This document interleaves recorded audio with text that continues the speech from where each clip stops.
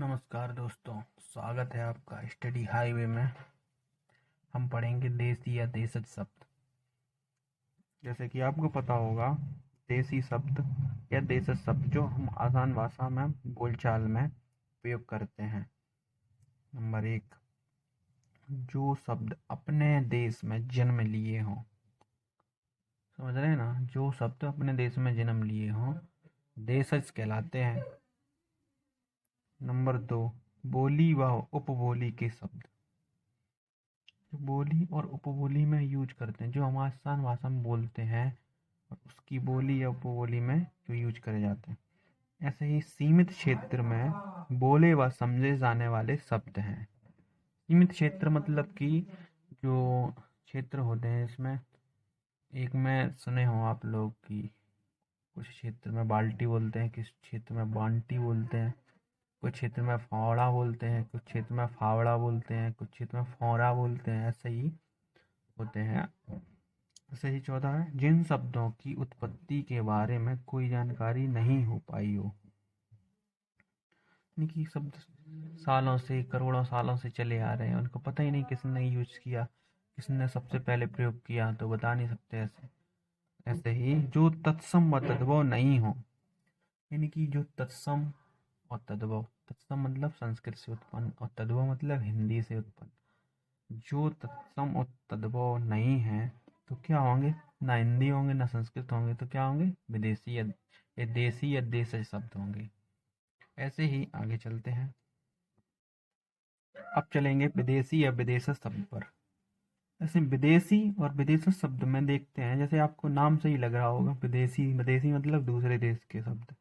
ये दूसरे देश के क्या क्या है? अंग्रेजी है, उर्दू है, पुर्तगाली है, चीनी है, जापानी है, अरबी है, फारसी है। ये शब्द क्या है? विदेशी या विदेशज शब्द हैं।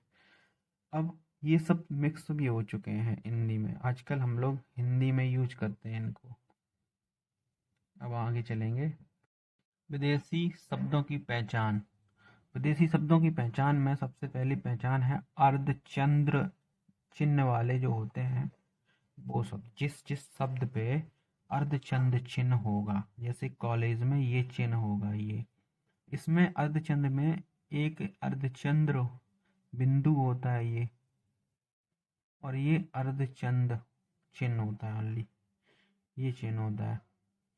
ये वाला हिंदी में आएगा, यानी कि जिस भी शब्द पर ये होगा वो हिंदी का होगा, यानी कि तद्भव शब्द होगा। ये होगा जिस पे, वो क्या होगा? अंग्रेजी का शब्द होगा। जैसे college, office, half, hockey, football, volleyball, volleyball, polythene, coffee आदि। जैसे जिस भी ये सारे इंग्लिश के शब्द हैं, इन सारे शब्दों पर ये अर्धचंद्र चिन्ह लगा है, लेकिन बिंदु नहीं है। ये ध्यान रखना आप लोग, चिन्ह है, बिंदु नहीं है ये। जिन शब्दों की वर्तनी अलग अलग लिपि में लिखने के बाद उच्चारण समान हो, जैसे कि अलग अलग वर्तनी अलग अलग लिपि में लिखने के बाद उच्चारण समान हो। जैसे स्कूल हिंदी में देवनागरी लिपि में लिखा हुआ है, देवनागरी लिपि में लिखने के बावजूद स्कूल हिंदी में भी यही है, स्कूल को रोमन लिपि में भी स्कूल ही पढ़ेंगे। तो समझ में आया हो आपको। चलते हैं आगे। आधे सा से आरंभ होने वाले अधिकांश शब्द।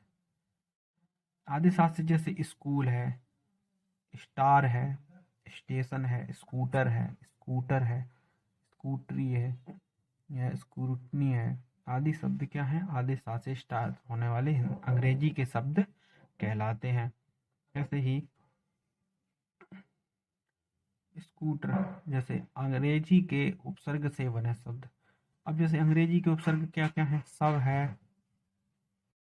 अंग्रेजी के उपसर्ग से बने शब्द क्या हैं? जैसे सब, हेड, चीफ, हाफ और जनरल। सब का मतलब सब डिवीजन में यूज होता है। सब सब इंस्पेक्टर हो, सुना होगा आपने। ऐसे head constable, head master.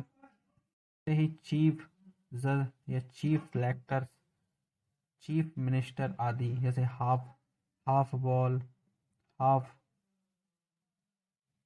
Tiffin, या जैसे भी आप यूज कर सकते हैं हाफ को। ऐसे ही general, general store, general manager आदि। ऐसे ही अंग्रेजी की क्रिया से बने शब्द। अंग्रेजी की क्रिया को पता ही होगा आपको, प्ले मतलब खेलना होता है, खेलना एक क्रिया है। इसको संस्कृत में क्रीड़ा कहते हैं, और हिंदी में खेल कहते हैं।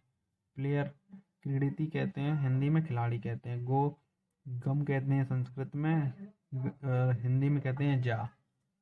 तो जो शब्द सबसे पहले रोमन, ग्रीक, लैटिन लिपि में लिखे गए हों वो भी क्या कहलाएंगे? अंग्रेजी के शब्द।